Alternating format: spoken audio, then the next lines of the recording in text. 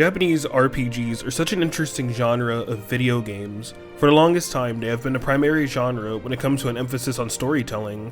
There are so many classic series of JRPGs you can think of, like Dragon Quest, Tales of, and Shin Megami Tensei, but when it comes to the mainstream, none of them have had the same staying power and relevance as Final Fantasy.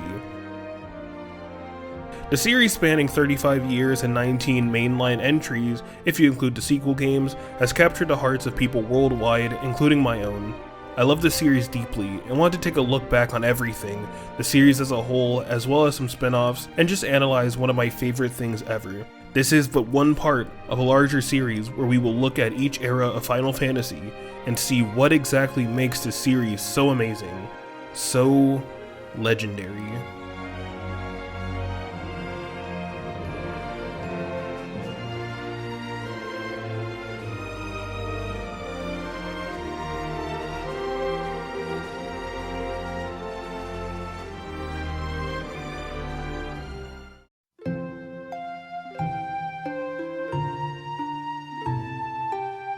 Final Fantasy I, the game that started it all. One thing I immediately want to take note of is that there are so many elements from this game that still carry on in later games. The crystals make their first appearance here, and they work how they usually do. Crystals are usually important to whatever game's lore they are being used for, as a source of the world's magic within them. Also being tied to the four elements being fire, water, air, and earth. And four themes, creatures that tie into those elements that you need to defeat to restore the power to the crystals, which you need to do since doing so will bring balance to the world. Speaking of, the themes of light versus darkness and prevailing over a seemingly impossible task also start here, with the world being overrun with darkness for 100 years and having to stop Chaos, who perpetuated all of it. The last few things that start here and permeate through the rest of the series are airships and certain characters. Not Sid just yet, he shows up later, and not characters like Sarah and Garland who show up in games like Theatrhythm and the Dissidia series. Bahamut makes his first appearance in this game, but not as a summon. In Final Fantasy I, he's a legendary Dragon King that gives your characters an upgrade in their classes.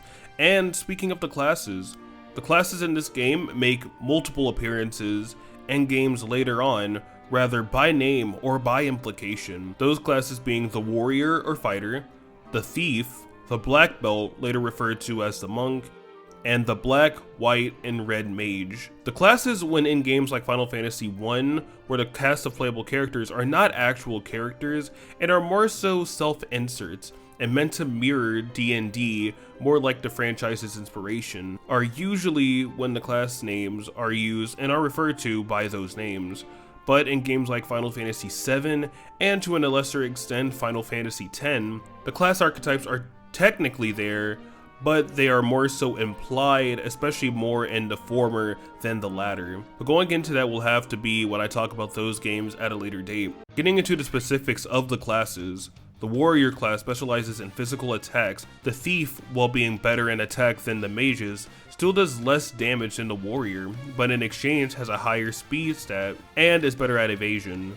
The Black Belt has the lowest hit rate of the classes, but the higher his level gets, the better he is. And the Black Belt has my favorite mechanic with the Monk class, in which if there is no weapon equipped to them, they do more damage, so it's really good to leave them barehanded. The White Mage excels at white magic, so spells like Cure and Life will be in that class, while the Black Mage excels at black magic like Fire, Thunder, and all other offensive spells, which now leaves us with the Red Mage, who uses both white and black magic. On my initial playthrough of the game, I used a balanced team of the Fighter, the Thief, and a white and black mage, which left me with a nice satisfying challenge with the game. Not really too hard, but not necessarily easy, and I still had to grind a fair bit at points, but probably because the game was built with the grind in mind, or at least that's what I feel. But since there are 6 classes, and you can only choose 4, it makes wanting to replay this game feel easier to do, since not only can you just choose other classes you didn't at first, but you can double, triple, and quadruple up on one class, and give yourself some self-imposed challenges. Hell, there's already a challenge out there of beating the game with all white mages. The only thing left to talk about now is the story. The story of Final Fantasy 1 is very much not the focus of this entry. There's definitely a story, don't get me wrong, but it definitely is not the focal point. Pretty much like I mentioned earlier, the world has been overrun by darkness. It's been prophesied that 4 warriors of light will show up to help get rid of this darkness and save the world. Your characters are those warriors of light, each having their own crystal that has to be restored to bring light back into the world. At the start of the game, before your quest, the Princess Sarah has been kidnapped by a once well-renowned knight by the name of Garland. You are then tasked with going to save her, and you do, as well as killing Garland. After completing your task, you return to the king and he opens up a bridge that was previously inaccessible to you, and you get one of the most iconic scenes in any video game. The 4 warriors of light standing on a hill looking at the horizon. This whole world has opened up to you, and from here on, you are now free to go anywhere. This is also the first appearance of the series' main theme, which is in most other games following.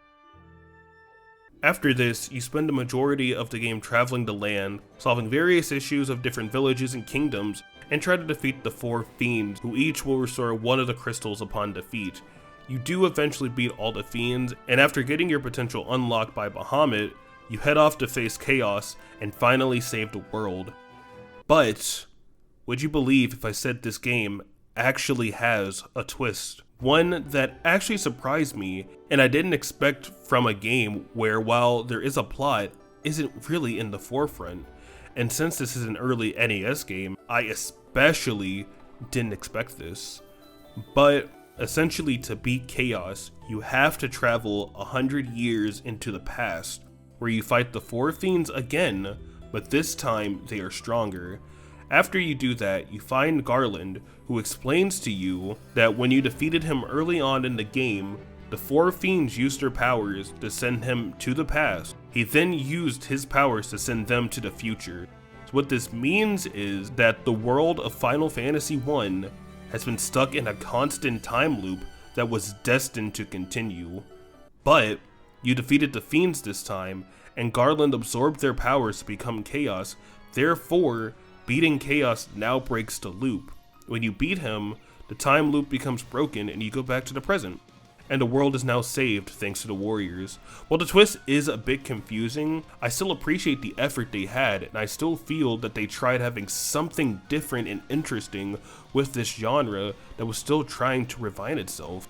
I do appreciate the effort, but do not get me wrong, stories from other Final Fantasy games are way better and improve immensely from what the first game set. But for me, I hold a sentiment that in any good series, your first game should, for all intents and purposes, be the worst game. Not that the first game should be bad, or that games where the first game is one of the best in the series are bad, but your subsequent games in the series should improve and refine what worked and didn't work from the first. Final Fantasy 1, from what I've seen, came out just at the right time for the type of game that it is. The game's director, Hironobu Sakaguchi, a really important figure for the series. You will be seeing him a lot more in this series. Initially wanted the game to be an RPG like it is now, but that almost didn't become the case since Square at the time was unsure if an RPG would sell in Japan. Little did they know that a small little game called Dragon Quest would be released and would be proven to be successful. So yeah, I think it's easy to say that Square was quick to change their minds on that. Final Fantasy 1 on release did well both here in the US as well as in Japan, with the NES version actually doing better than the Famicom version, and doing much better than Dragon Quest did over here initially. You can probably attribute the start of Final Fantasy's popularity here before 4, 6, and especially 7 came over and made it the de facto king of JRPGs. But we are getting ahead of ourselves. Last thing I want to mention is the game's director Hironobu Sakaguchi and some other people from the crew, just so I can bring this up once, and it's honestly kinda cool how many people stuck around from Final Fantasy 1. Nobuo Uematsu and Yoshitaka Amano both were on this game and stuck around for later FF games, Amano himself having done the logos of all mainline Final Fantasy games, as well as some spin-offs, and being the character designer of a large number of Final Fantasy games, and Uematsu doing the soundtracks up to 10, and doing some arrangements in other games before coming back and helping with Final Fantasy VII Remake, as well as the newly arranged tracks in the Pixel Remastered games.